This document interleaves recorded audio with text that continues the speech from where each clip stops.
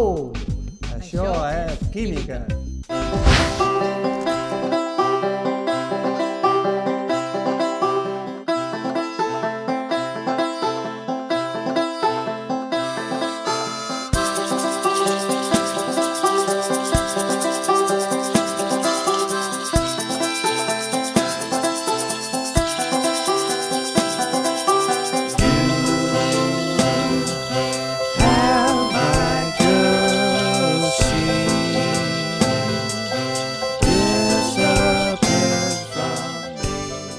Com és que la teva és fosca?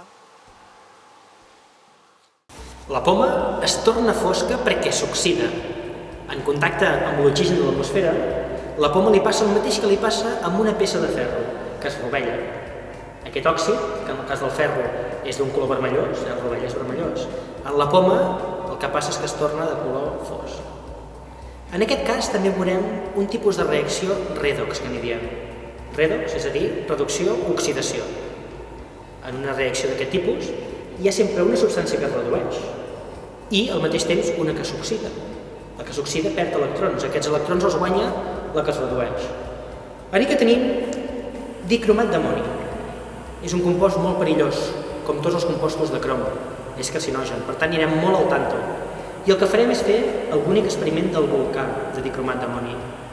Encendrem aquest compost i el que passarà és que el crom passarà d'estat d'oxidació 6 a estat d'oxidació 3, per tant el crom es redueix. I el que s'oxida és l'amoni, aquest nitrogen que es formarà nitrogen, gas i aigua. Per tant, curiosa aquesta molècula perquè té l'oxidant i el reductor a la mateixa molècula, hi ha un únic reactiu.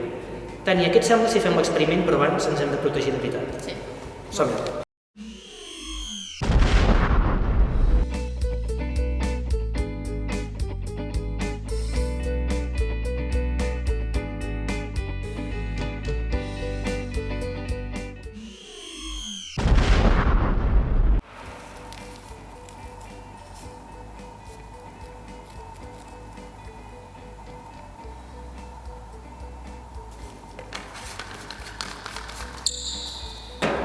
Ja tenim a punt el reactiu, el dicromat d'amoni, i ara l'encendrem perquè s'iniciï aquesta reacció tipus redox.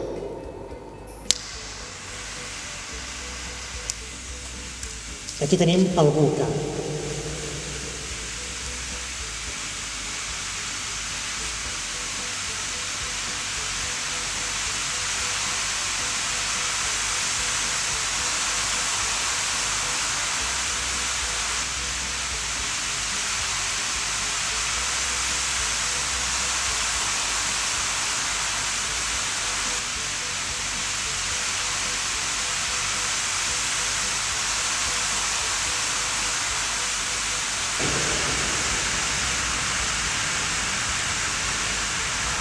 És ben bé com un volcà. Molt maco. Tan maco com perillós, però molt interessant per estudiar les reaccions tipus redox. Tania, com veiem, el producte d'aquesta reacció redox, aquest òxid de crom 3, ocupa molt més volum que no pas el reactiu, que el dicromat d'amoni. És espectacular. Uau! Això és química.